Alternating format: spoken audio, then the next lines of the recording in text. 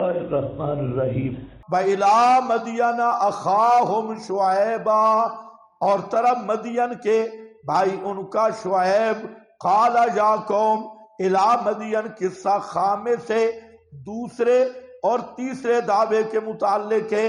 دوسرا دعویٰ تھا اللہ کے حلالوں کو حلال سمجھو، حراموں کو، اور یہ لوگ جو تھے یہ گڑبڑ کرتے تھے، حلال حرام کی تمیز نہیں تھی، اور دوسرا مشرک تھے، اللہ تعالیٰ کی عبادت کی دعوت دی گئی یعنی توحید کی۔ اِلَىٰ مَدْيَنَ ان پر لکھا ہے امت اخاہم شعیبا، بھائی، ابھی بھائی کی وضاحت ہو چکی ہے، شعیباً رسول بنا کر شعیب کو بھیجا۔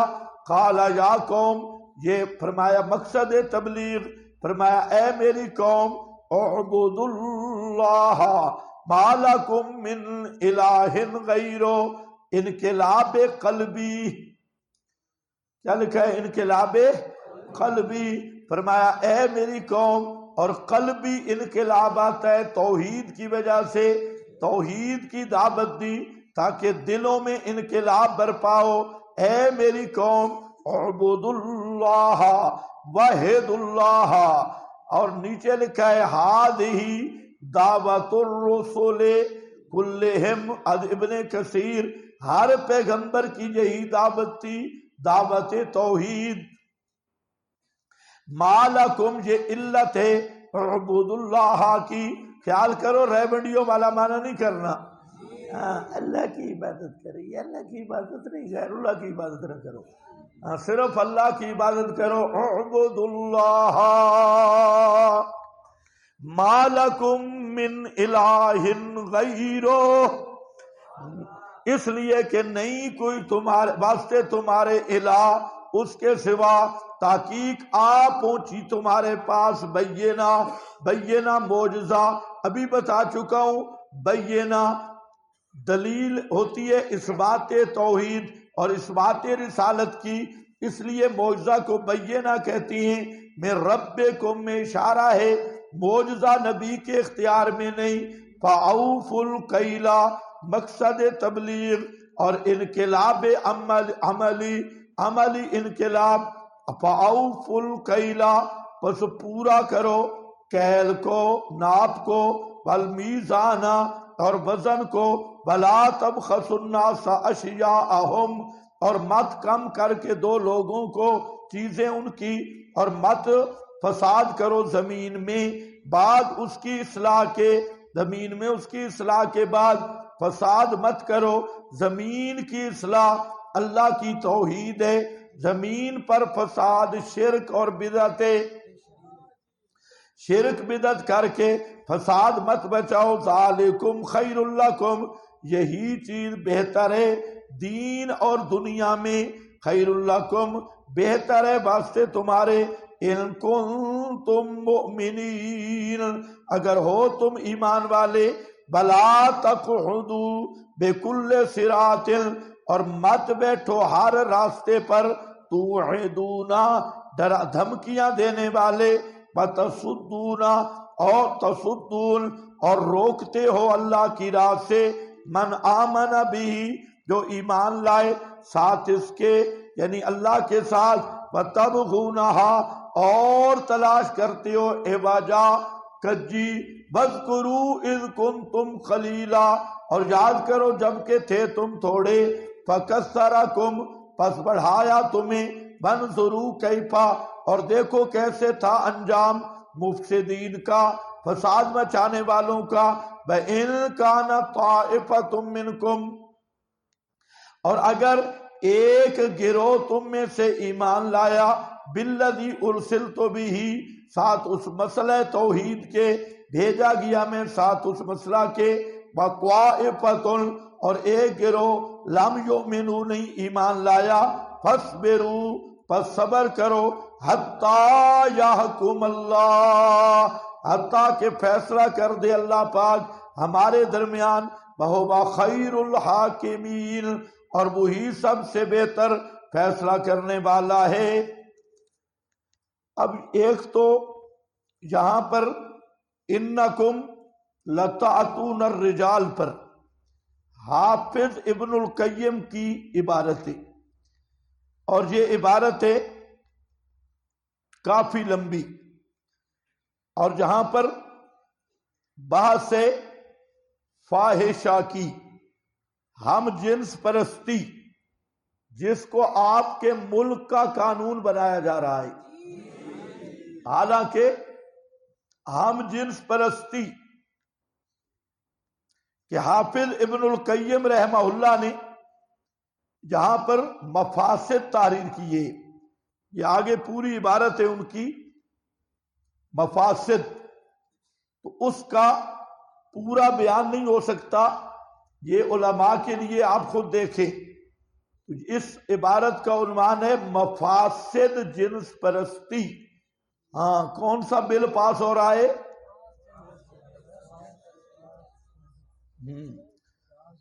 مولانا کی سرپرستی میں ماشاءاللہ دستخط ہوئے، مولانا کی سرپرستی میں ہوئے، چوری بعد میں پکڑی گئی، مولانا فرما رہے تھے کسی چھٹی والے دن کیا ہوگا، حضرت صاحب چھٹی پہ ہوں گے، باقی کیا اسی پہ۔ تو جہاں پر حافظ نے لمبی بات کی ہے کہ اس میں کہتا ہے کہ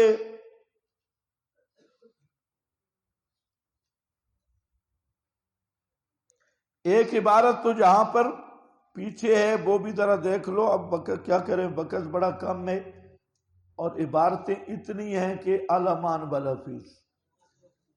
اب ذرا یہ پیچھے دیکھیں،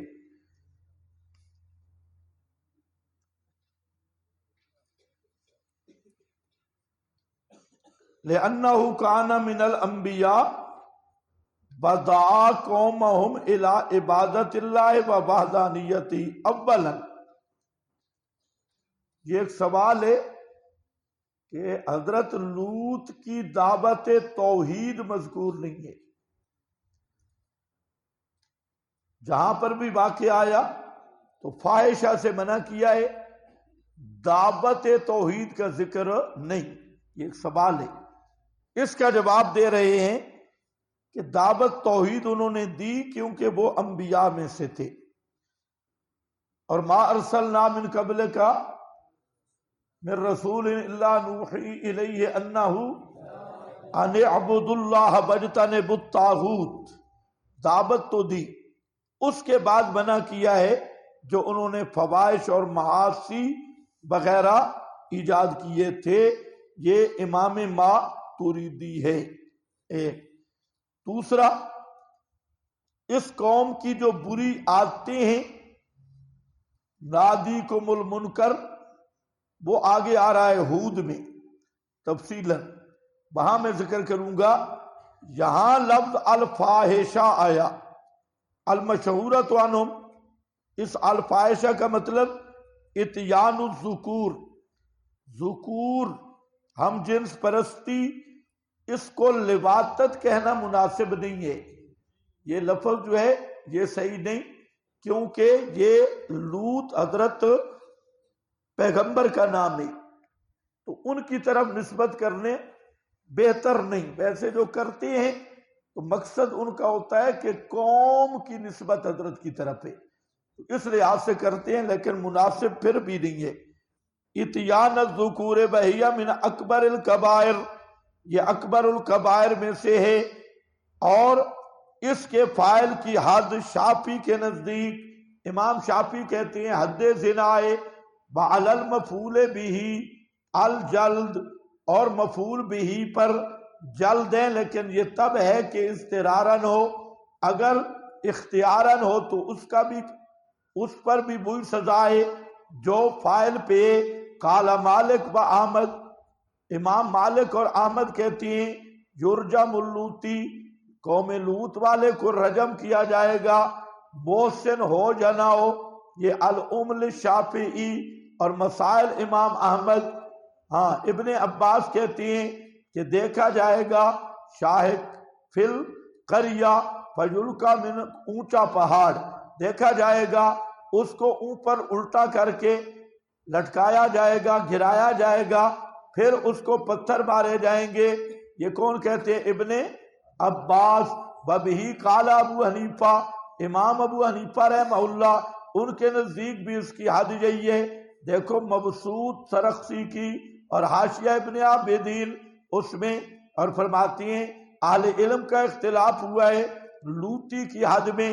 بعض نے کہا کہ اس پر رجم ہے، محسن ہو یا غیر محسن ہو۔ ھذا قول مالک، یہ امام مالک کا فرمان ہے۔ امام شافعی اور احمد اسحاق قال بعض اہل علم من فقہاء التابعین، بعض فقہاء تابعین میں سے اہل علم کہتی ہیں، حسن بصری، ابراہیم نخعی، عطا وغیرہم قالوا حد اللوتی حد الزنا، لوتی کی حد زنا والی ہے، اور وہی قول ہے ثوری اور اہل کوفہ کا سفیان ثوری۔ عن ابن عباس عن النبی صلی اللہ علیہ وسلم قال لعن اللہ من ذبح لغیر اللہ، غیر اللہ کی تقرب کے لیے ذبح کرنے والا تو اس پہ خدا کی لعنت ہے۔ لعن اللہ من غیر تخوم الارض، جو برزیاں اور نشان زمین کے ہلاتا ہے اور بننے شنے، اس پہ بھی خدا کی لعنت۔ اور جو اندھے کو راستے سے ہٹاتا بھلاتا ہے اس پہ بھی خدا کی لعنت۔ ولعن اللہ من سب والدے، اور جو انسان اپنے والدین ماں یا باپ کو گالیاں دیتا ہے اس پہ بھی خدا کی لعنت۔ ولعن اللہ من تولا غیر موالیہ، اور جو اپنے غیر موالی کی نسبت کرتا ہے بلا کی، اس پہ بھی خدا کی لعنت۔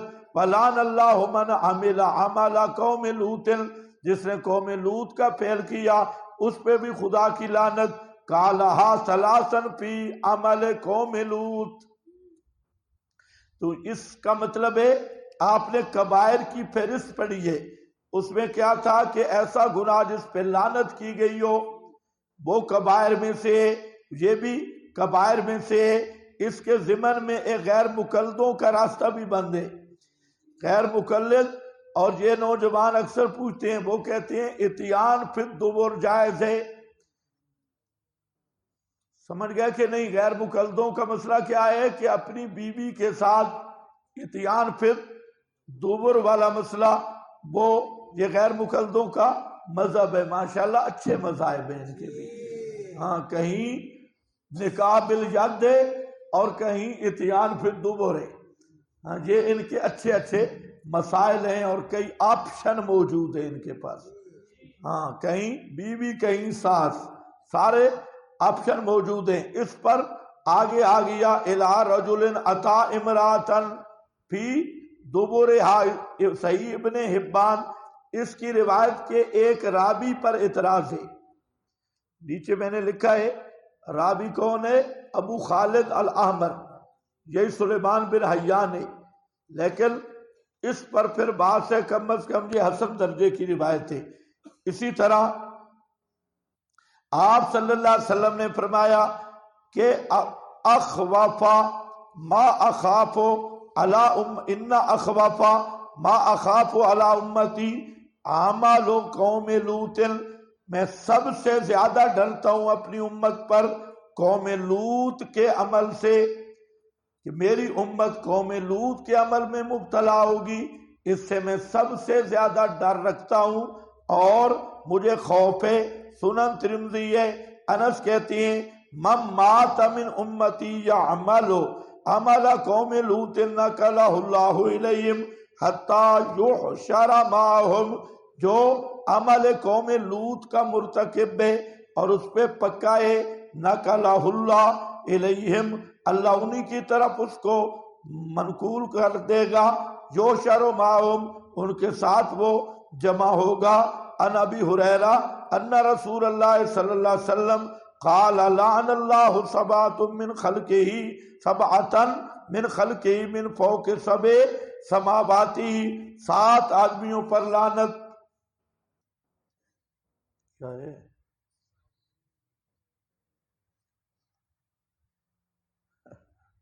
بھائی یہ حکم لکھا ہے نا بابا، اب ہر چیز میں کیسے آپ کو پڑھ کے سناؤں؟ کہتے ہیں ابن قیم نے کہا باطل ہے، ابن قیم نے کہا اور ہم نے بھی کچھ کہا ہے، یہ اسنادہ حسن رجالہ رجال الصحیح۔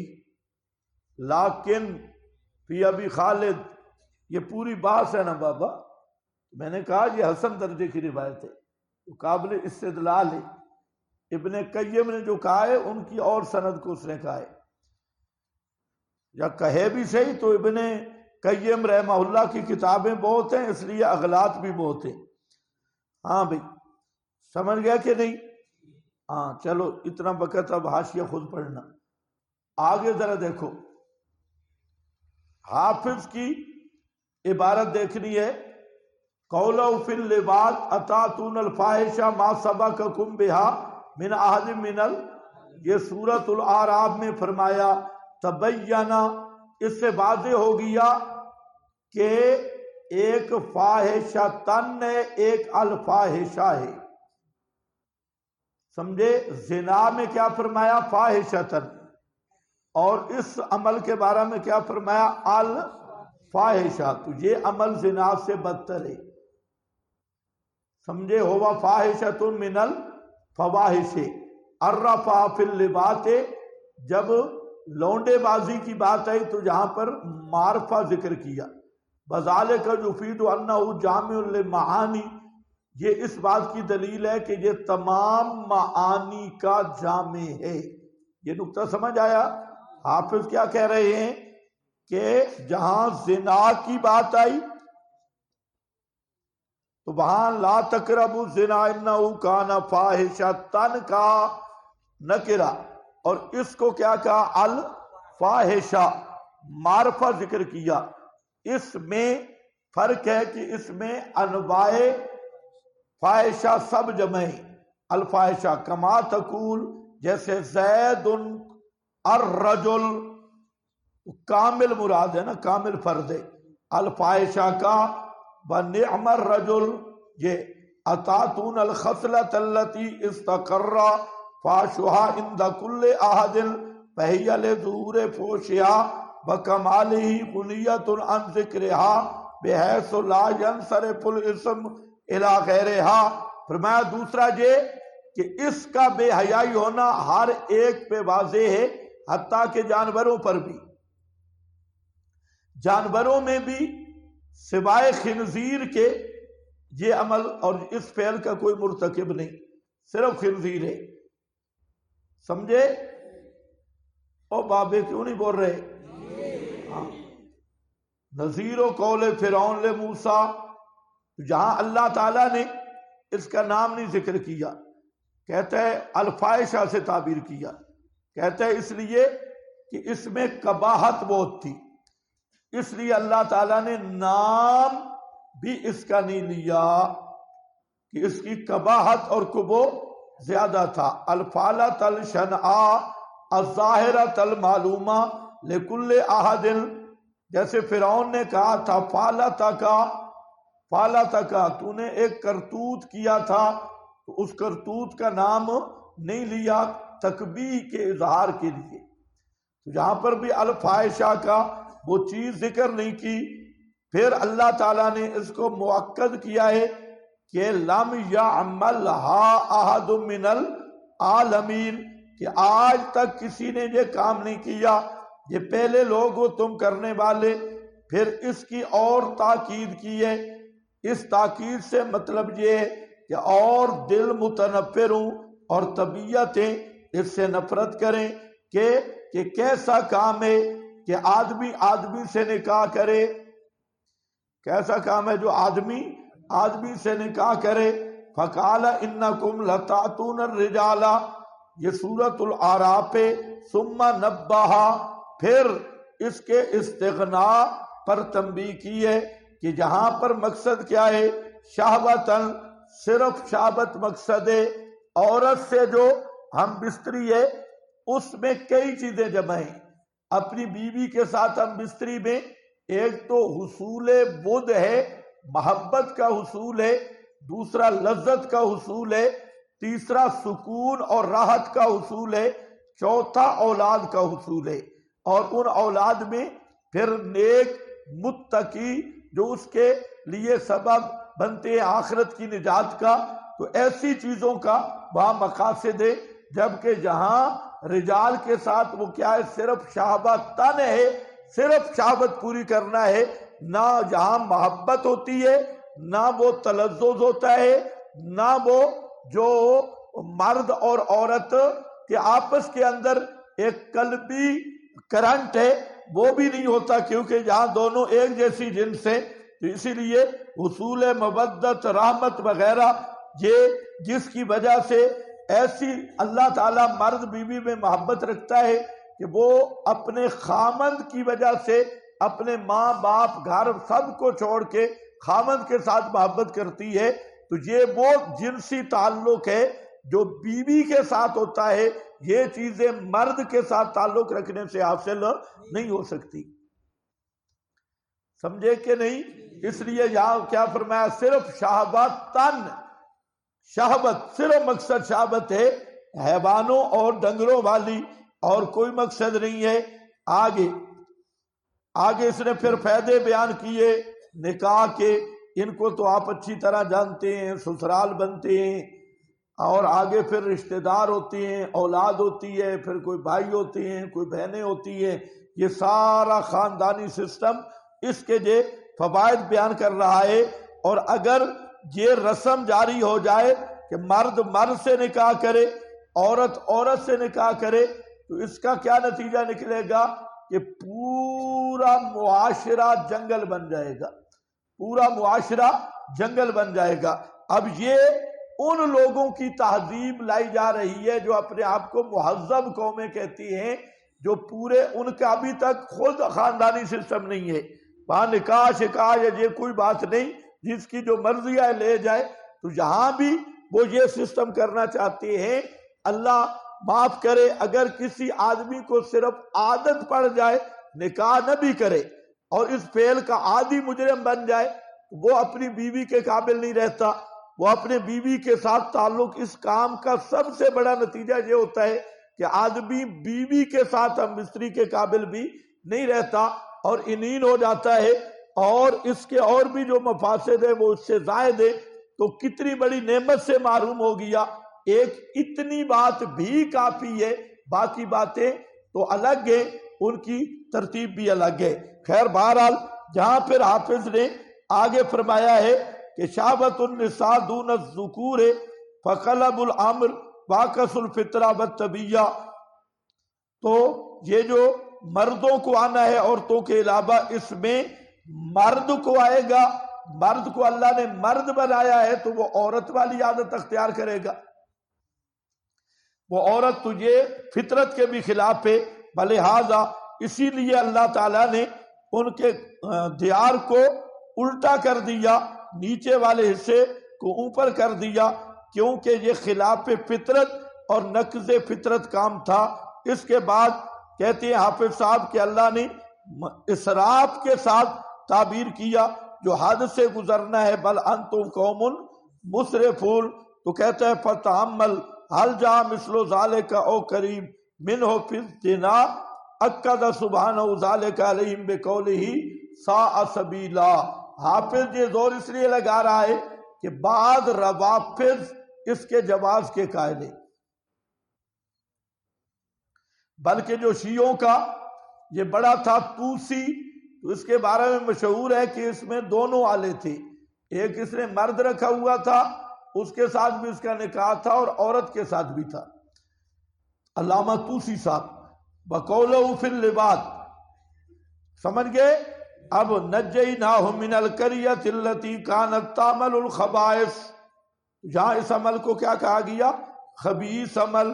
پھر اللہ نے اس کی تاکید کی دو وصفوں کے ساتھ، کانو قوم سوء فاسقین، کہ یہ بری قوم تھی، فاسق تھے، یہ دو وصف انہی کے لیے آئے۔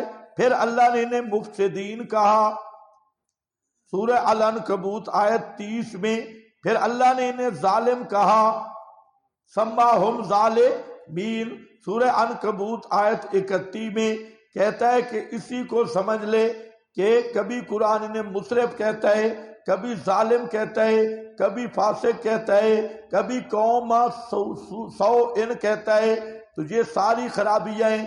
اب اس کو بطور قانون کے اسلامی ملک میں نافذ کرنا یا اسمبلیوں میں اس بل کو پہنچانا یہ اسلام کے مطابق ہے یا کفر کے مطابق ہے؟ جی ایسا قانون جس ملک میں بن رہا ہے وہ اسلامی جمہوریت ہوگی؟ یہ جو اوپر لیبل لگا ہے اسلامی جمہوریت ہے، اور ایسے جنڈر جیسے بل پاس ہو رہے ہیں اور اس پہ غور کیا جا رہا ہے، تو یہ سب یہودی لابی اس کو موقع ہی ملا ہے جمہوریت کے راستے سے، اور ان کے پاس کوئی راستہ نہیں تھا۔ تو یہ جمہوریت کے وہ خرافات اور مغالطات اور بد نتیجہ ہے کہ اسلامی ملکوں میں اب اس چیز کو رواج بھی دیا جا رہا ہے، تحفظ بھی دیا جا رہا ہے اور قانون بھی بنایا جا رہا ہے، اور اس کے بعد کئی جگہ پہ یہ واقعات پیش آئے کہ مردوں نے مردوں سے شادی کی بھی ہے۔ سمجھے گے؟ سمجھے نہیں سمجھے؟ ہاں اس کا ذرا خیال کرو۔ قال الملأ الذین استکبروا من قومہ، دوسرا حضرت شعیب کی بات، حضرت شعیب کی دعوت، فَأَوْفُوا الْكَيْلَ وَالْمِيزَانَ وَلَا تَبْخَسُوا النَّاسَ أَشْيَاءَهُمْ۔ یہ تو واضح مسئلہ ہے، یہ آج کل بھی عروج پہ ہے۔ پچھلی قوموں میں جتنی برائیاں فردن فردن تھی اس امت میں سب جمع ہیں۔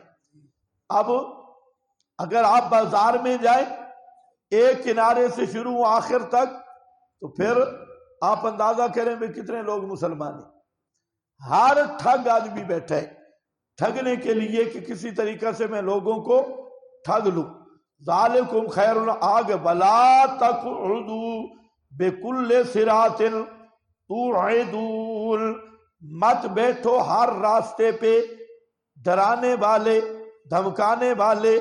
یہ کیا ہے؟ اس کے دو معنی ہیں۔ ایک معنی یہ ہے کہ وہ جو لوگ تھے یہ راستوں پہ ٹول پلازے بنا کے بیٹھ جاتے تھے، ٹیکس والے پلازے جیسے موٹر وے پہ لگے ہیں ٹول پلازے، حالانکہ مسلمان سے ٹیکس لینا حرام ہے، مسلمان سے ٹیکس لینا حرام ہے، اور آج تم سے یہ ٹیکس جزیہ لے رہی، تمہیں ذمہ سمجھا ہوا ہے۔ اور ٹیکس بھی کس کا؟ مسجد کا بل آتا ہے، ساتھ ٹی وی کا بل بھی ہمیں دینا پڑتا ہے۔ یہ مسجد کا بل آیا، ٹی وی ٹیلی ویژن امام صاحب دیکھتے ہوں گے، ٹی وی ٹیلی ویژن کا بل بھی ساتھ دو، اور اگر جس چیز پہ بھی دیکھو ٹیکس ہی ٹیکس ہے۔ یعنی اس طاغوتی نظام نے جو اصل مسلمان ہیں ان کو ذمہ سمجھا ہوا ہے، اور ویسے مسلمان جب اپنے حق کے لیے نہیں کھڑا ہوگا تو ذمہ رہے گا۔ جب تک طاغوت کا قانون ہے جمہوری تو پھر ذمہ بن کے رہنا ہوگا۔ تو بہرحال یہ ٹیکس اسلام میں نہیں ہے۔ اسلام ٹیکس لیتا ہے یہودی سے، نصرانی سے۔ سورہ توبہ میں آئے گا یہ جزیے رکھے تو یہ قوم تھی، انہوں نے ٹول پلازے بنا رکھے تھے اور غنڈہ ٹیکس وصول کرتے تھے۔ جو بھی راستے سے گزرتا اسے ڈراتے دھمکاتے، کبھی ڈاکے بھی ڈالتے، فیس بھی لیتے، پیسے لیتے، وہ اتنے پیسے دے ہیں۔ جیسے آج بھی کبھی کبھی آپ روڈ پہ جائیں، خدا نہ خواستہ آگے ایسے لفنگے کھڑے ہوں تو وہ کان بھی پکڑواتی ہیں، موبائل بھی لے لیتی ہیں اور پھر کہتے ہیں چلے جاؤ۔ تو یہی عادت تھی قوم شعیب کی۔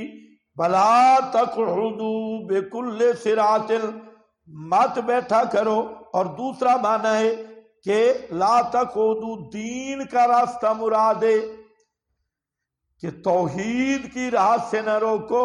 ہر راستے پہ یہ بیٹھتے اور لوگوں کو منع کرتے، شعیب کی بات نہیں سننی۔ جیسے نبی پاک علیہ السلام کے متعلق پراپاگنڈا کیا تھا مشرکین، چار بڑے بزرگ چاروں راستوں پہ بیٹھے ہوئے تھے، صبح و شام ایک ہی ورد تھا کہ محمد کی بات نہیں سننی۔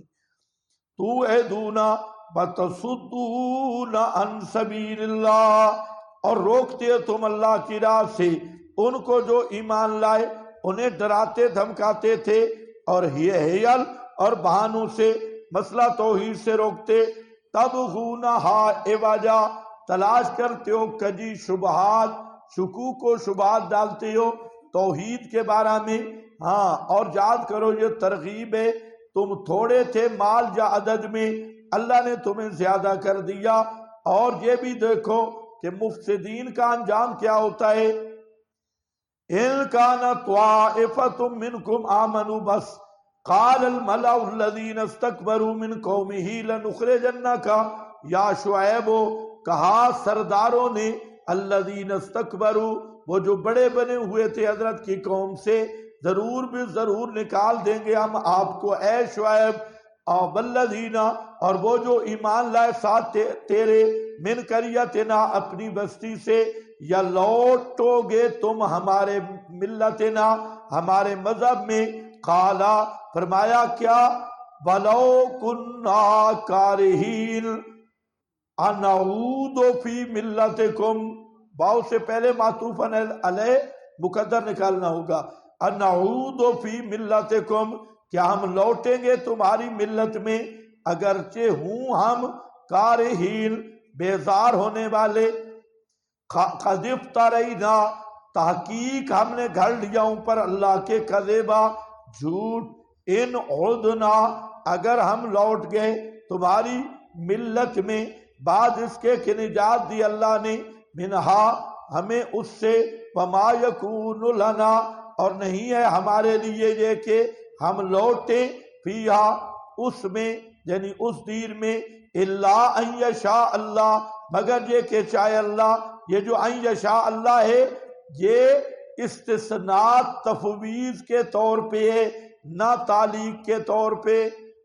تفویض سمجھتے ہو نا، یہ استثناء تفویضی ہے، تعلیقی نہیں ہے.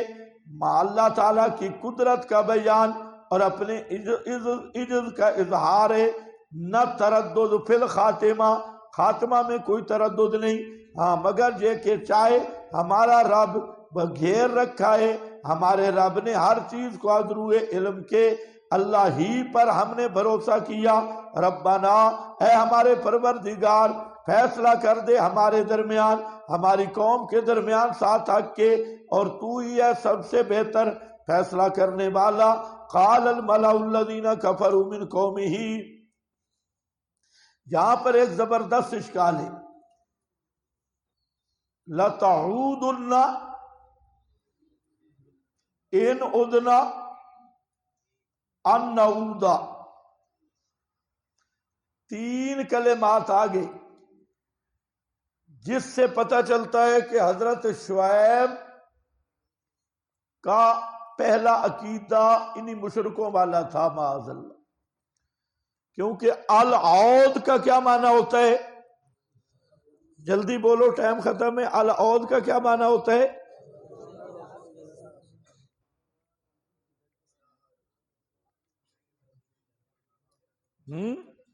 الرجوع الی الحالت الاولی، پہلی حالت پہ لوٹنا. ان تعودی الی اسیلا کما کالا ملا جیون. ان تعودی، الرجوع الی الحالت الاولی، پہلی حالت پہ لوٹنا، یہ ہے عود کا معنی. یہ بار بار آ رہا ہے کہ تعودن، تم لوٹو گے، تو مطلب ہے پہلے مشرک تھے نا، تب لوٹو گے. ادنا، ہم اگر لوٹیں. ان نعودا، یہ کہ ہم لوٹیں. یہ تین دفعہ اعادہ کا لفظ آ رہا ہے، اور اعادہ کا معنی ہوتا ہے پہلی حالت پہ لوٹنا. تو اس سے تجھے پتہ چلتا ہے کہ حضرت شعیب معاذ اللہ ان کا شرک والا عقیدہ تھا، حالانکہ تمام اہل سنت متفق ہیں اور نصوص اس پہ کثیرہ ہیں کہ انبیاء شرک کفر سے ہمیشہ پاک ہوتے ہیں، بلکہ کبائر سے بھی پاک ہوتی ہیں، نبوت سے پہلے بھی. تو پھر عود کا کیا معنی ہے؟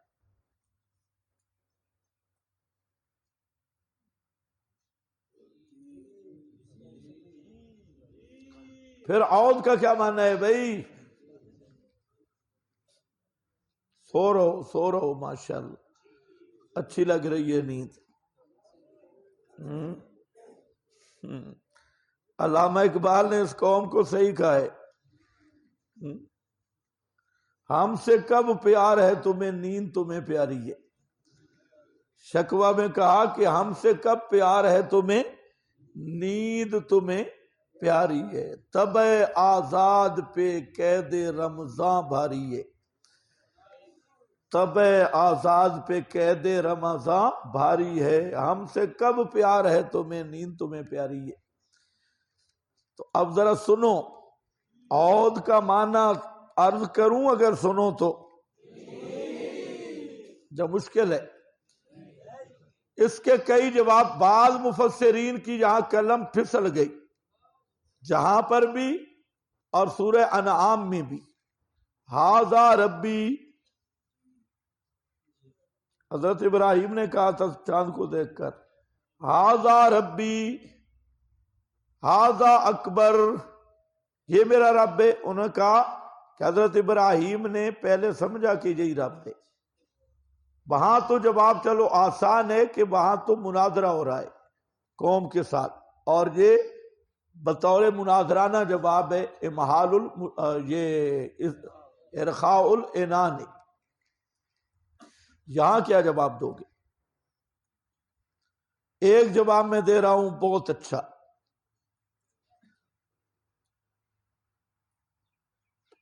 جہاں پر کیا ہے تعود النا،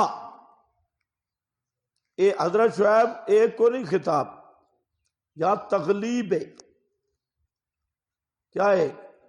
تغلیب، کیونکہ حضرت کے ساتھ جتنے صحابہ تھے وہ 9 مسلم تھے اور وہ زیادہ تھے، حضرت ایک تھے.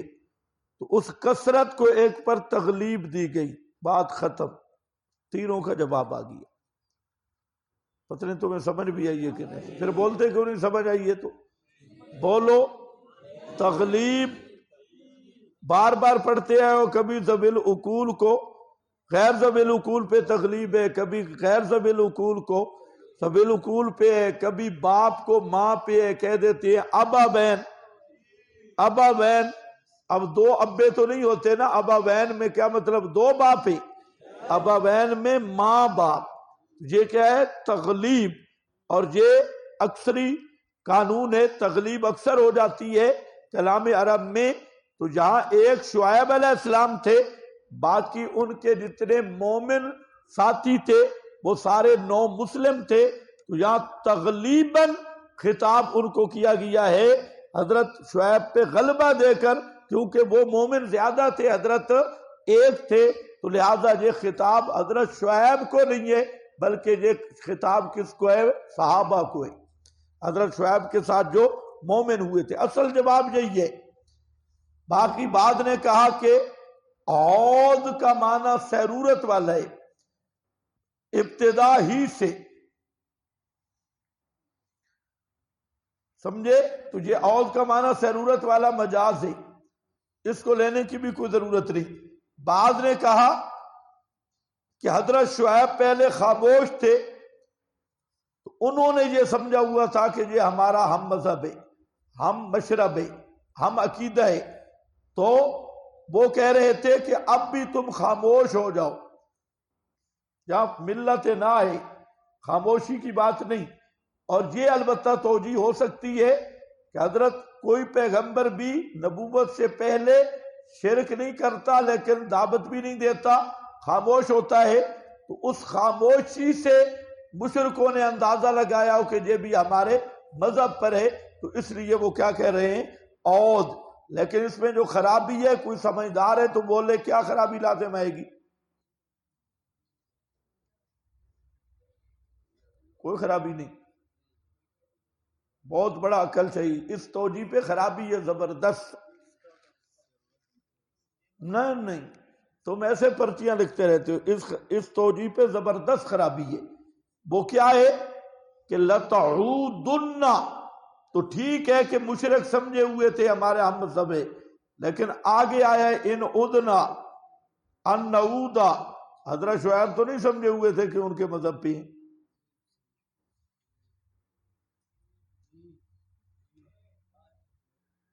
بھائی یہ توجیہ ان کے لحاظ سے تو چل سکتی ہے کہ انہوں نے سمجھا تھا ہمارے مذہب پہ ہیں، لیکن حضرت جو خود کہہ رہے ہیں نعودا، اس کا کیا بنے گا؟ ادنا کیا بنے گا؟ اس لیے توجیحات جو ہے اندھے بن کے نہ سنی کرو کہ بس جو کوئی شیخ کہہ دے تو کام پورا ہو گیا. یہ شیوخ نے کہا ہے، مفسرین نے بھی، لیکن یہ توجیہ نہیں بن سکتی بابا. اس لیے نہیں بن سکتی، آپ نے توجیہ کیا کی کہ حضرت شعیب پہلے خاموش تھے، مشرکوں نے سمجھا ہوا تھا ہمارے مذہب پر ہیں، اس لیے وہ کہہ رہے ہیں لَتَعُودُنَّ، ہمارے مذہب پہ لوٹ آؤ.